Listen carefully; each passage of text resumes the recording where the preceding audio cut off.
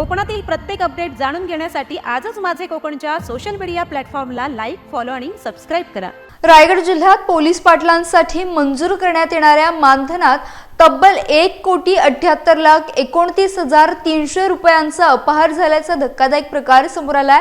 हा आर्थिक गैरव्यवहार थेट पोलीस अधीक्षक कार्यालयातील कनिष्ठ लिपिकाने केल्याचं निष्पन्न झालं असून अलिबाग पोलिसात त्याच्यासह चौघांवर गुन्हा दाखल करण्यात आलाय।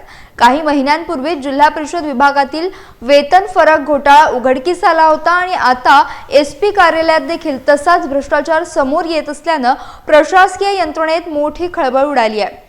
या लिपिकावर जिल्ह्यातील पोलीस पाटलांचे मानधन प्रक्रिया करण्याची जबाबदारी होती।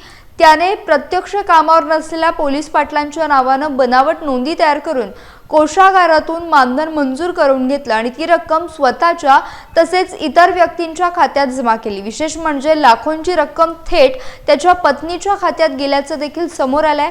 या प्रकरणी भारतीय न्याय संहितेच्या विविध कलमांनुसार गुन्हा दाखल झाला असून पोलीस निरीक्षक किशोर साळे पुढील तपास करतात।